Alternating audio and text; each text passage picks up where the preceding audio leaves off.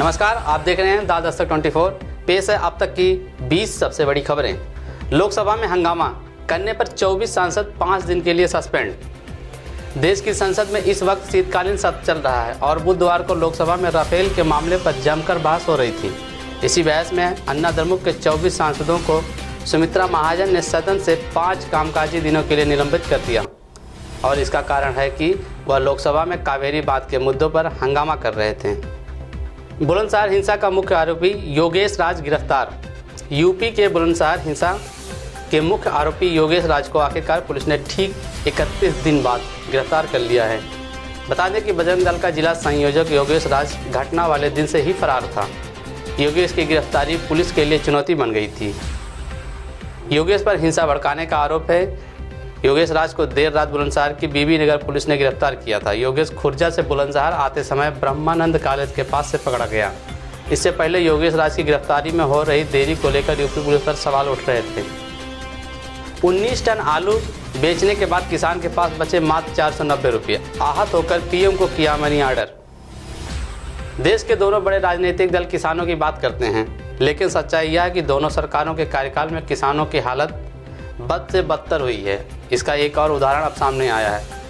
आगरा के किसान प्रदीप शर्मा ने नरेंद्र मोदी को 490 रुपये का मनी ऑर्डर भेजा है और यह मनी ऑर्डर उन्हें तब भेजा है जब उन्होंने अपने 19 टन आलू बेचने के बाद मात्र 490 रुपये कमाए।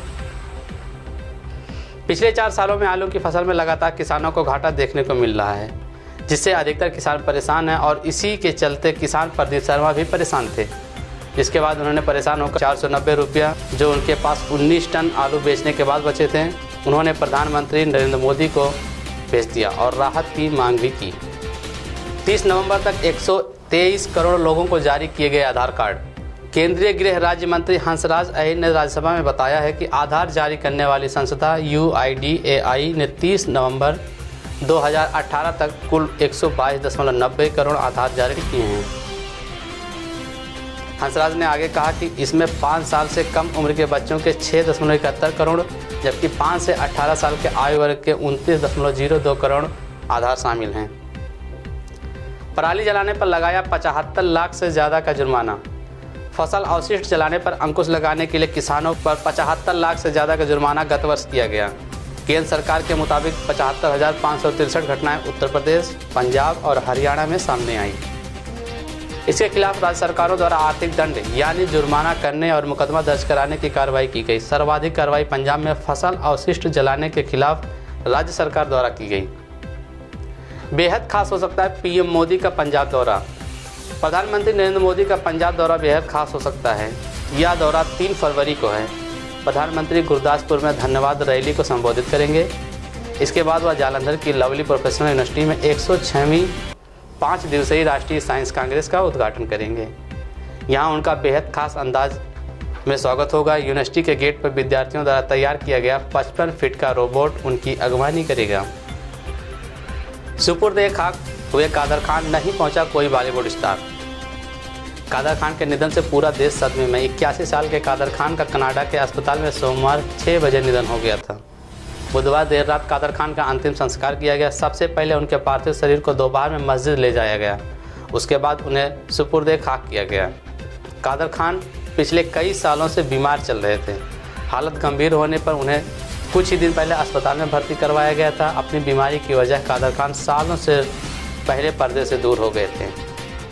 उनके निधन पर बॉलीवुड की कई बड़ी हस्तियों ने शोक जताया, लेकिन हैरान करने वाली बात यह कि कोई भी बॉलीवुड सितारा उनके अंतिम संस्कार में नहीं पहुंचा।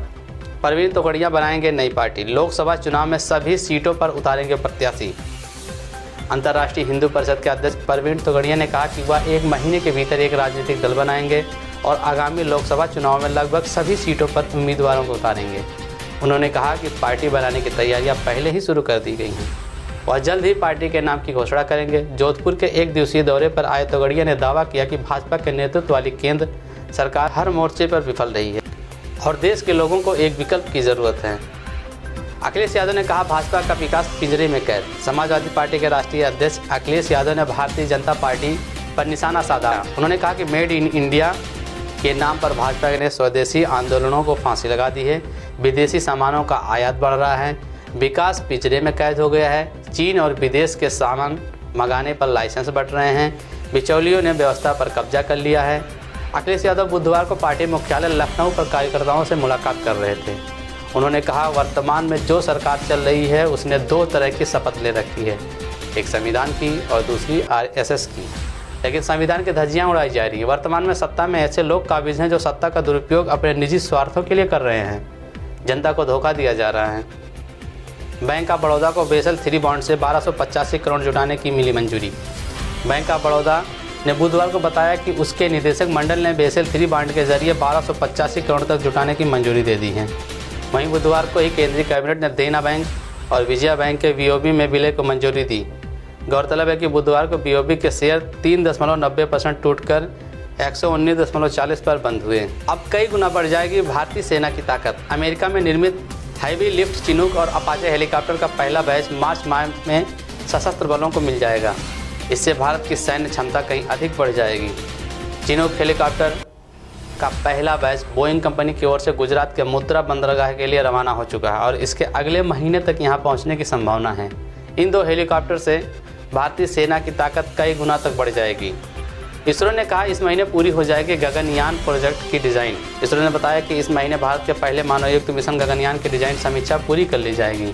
बतौर इसरो पहले मानव रहित मिशन दिसंबर 2020, दूसरा मानव रहित मिशन जुलाई 2021 और मानव युक्त मिशन दिसंबर 2021 में लॉन्च किया जाएगा। गौरतलब है, सरकार ने हाल ही में इस मिशन के लिए करीब 10,000 करोड़ रुपये की मंजूरी दी थी। प्रदर्शनकारी की मौत के बाद केरल में आज हड़ताल, सुरक्षा के भारी इंतजाम। केरल के सबरीमाला मंदिर में जिस तरह से 2 महिलाओं ने प्रवेश किया, उसके बाद प्रदेश भर में हिंसा को देखने को मिली।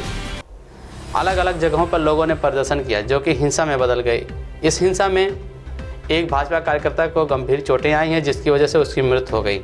भाजपा कार्यकर्ता की मृत्यु के बाद विपक्षी दलों ने प्रदेश में आज काला दिवस मनाने का ऐलान किया है। वहीं तमाम संगठनों ने मंदिर में भी महिलाओं के प्रवेश के खिलाफ हड़ताल का ऐलान किया है। हड़ताल के ऐलान को देखते हुए कड़ी सुरक्षा का इंतजाम किया गया है। आज देश में मनाया जा रहा है देश की पहली महिला अध्यापिका सावित्रीबाई फुले का जन्मदिन। अगर सावित्रीबाई फुले को प्रथम महिला शिक्षिका, प्रथम शिक्षाविद और महिलाओं को मुक्तिदाता कहें तो कोई भी अतिशयोक्ति नहीं होगी। वो कवित्री, अध्यापिका, समाज सेविका थी। सावित्रीबाई फुले बाधाओं के बावजूद स्त्रियों को शिक्षा दिलाने के लिए अपने संघर्ष में बिना धैर्य खोए और आत्मविश्वास के साथ डटी रहीं। उनका जन्मदिन आज देश में मनाया जा रहा है। उनका जन्म 3 जनवरी 1831 में हुआ था। कोहरे की वजह से दिल्ली आने वाली 12 ट्रेन लेट, हवाई सेवा भी हुई प्रभावित। कोहरे की वजह से दिल्ली आने वाली 12 ट्रेनें लेट चल रही हैं, जबकि कई ट्रेनें रद्द की जाने की खबर है। इसके अलावा विजिबिलिटी कम होने की वजह से दिल्ली एयरपोर्ट में हवाई सेवाओं के संचालन पर भी असर पड़ा है। वहीं दिल्ली के कई इलाकों में गुरुवार सुबह खतरनाक स्तर का वायु गुणवत्ता सूचकांक भी दर्ज किया गया। 5 जनवरी को है नए साल का पहला ग्रहण। इस साल होंगे कुल 5 ग्रहण। नए साल के पहले सप्ताह में ही सूर्य ग्रहण का योग बन रहा है। यह ग्रहण 5 जनवरी शनिवार की आधी रात से शुरू होकर 6 जनवरी रविवार के मध्य तक होगा। हालांकि यह ग्रहण भारत में नहीं दिखाई देगा, इस वजह से यहाँ इसका कोई प्रभाव नहीं होगा। साल 2019 में कुल 5 ग्रहण होंगे, इसमें से 3 सूर्य ग्रहण और 2 चंद्र ग्रहण शामिल हैं। पाकिस्तान के नए नेतृत्व के साथ मुलाकात को लेकर ट्रंप बहुत उत्सुक हैं। अमेरिका के राष्ट्रपति डोनाल्ड ट्रंप ने कहा कि वह पाकिस्तान के साथ अच्छे संबंध चाहते हैं और वह नए नेतृत्व के साथ मुलाकात को लेकर उत्सुक हैं। ट्रंप ने उसी बैठक में अपने मंत्रिमंडलीय सहयोग को बताया कि उन्होंने पाकिस्तान को मिलने वाली 1.3 अरब अमेरिकी डॉलर की सहायता राशि को बंद कर दिया है, क्योंकि यह दक्षिण एशियाई देशों के दुश्मनों को पनाह देता है। अमेरिकी राष्ट्रपति ने कहा कि उनके प्रशासन ने तालिबान के साथ शांति वार्ता की पहल की है। उन्होंने यह भी घोषणा की है कि पाकिस्तान के नए नेतृत्व के साथ बहुत जल्द एक बैठक होगी। 2019 में धमाल मचाएंगे करण जौहर। ये 5 फिल्में होंगी रिलीज। करण जौहर अपने डायरेक्शन, एंकरिंग और डांस को लेकर आमतौर पर चर्चा में रहते हैं। साल 2019 की बातें करें तो ये साल करण जौहर के लिए चैलेंजिंग है। इस साल उनकी 4 फिल्में रिलीज होने की उम्मीद है। हालांकि इन फिल्मों की रिलीज डेट को लेकर कोई ऑफिशियल डेट नहीं आई है। करण जौहर की पहली फिल्म है स्टूडेंट ऑफ द ईयर 2, दूसरी फिल्म है रणबीर कपूर और आलिया भट्ट की फिल्म ब्रह्मास्त्र, तीसरी फिल्म है अक्षय कुमार की केसरी, चौथी फिल्म है कलंक। करण जौहर पहली बार पीरियड ड्रामा फिल्म बना रहे हैं। इस फिल्म में वरुण धवन, आलिया भट्ट, संजय दत्त, माधुरी दीक्षित, सोनाक्षी सिन्हा और आदित्य राय कपूर नजर आएंगे। 5वीं फिल्म है गुड न्यूज़। करण जौहर की फिल्मों को पुराना रिकॉर्ड देखें तो उन्होंने बॉक्स ऑफिस पर धमाल मचाया है। ऐसे में फुल एंटरटेनमेंट की डोज देने के लिए करण जौहर का प्रोडक्शन हाउस एक बार फिर तैयार है। नए साल की शुरुआत पर हुई पहली बर्फबारी। पश्चिमी विक्षोभ की सक्रियता से पहाड़ी राज्यों में बुधवार को नए साल पर पहली बर्फबारी हुई। बर्फीली हवाएं चलने से लोग घरों में दुबके रहे। आंचलिक मौसम विभागों के मुताबिक आगामी दिनों में बारिश और बर्फबारी के आसार हैं। जम्मू कश्मीर के कई हिस्सों में बारिश और बर्फबारी से पारे में गिरावट आई है। जवाहर टनल पर बर्फबारी से फिसलन के चलते एहतियात के तौर पर जम्मू श्रीनगर राष्ट्रीय राजमार्ग पर वाहनों को रोक दिया गया है। इससे दोनों ओर हजारों छोटे बड़े वाहन फंस गए हैं। अब बात करते हैं तापमान। कश्मीर के कारगिल में -17 डिग्री, लद्दाख में -13 डिग्री, हिमाचल के केलांग में -5 डिग्री, कल्पा में -3.4 डिग्री और कुफरी में -1 डिग्री व उत्तराखंड केदारनाथ में -5 डिग्री तापमान रहा। हमारे साथ जुड़े रहने के लिए हमारे YouTube चैनल को सब्सक्राइब करें, साथ ही बेल आइकन को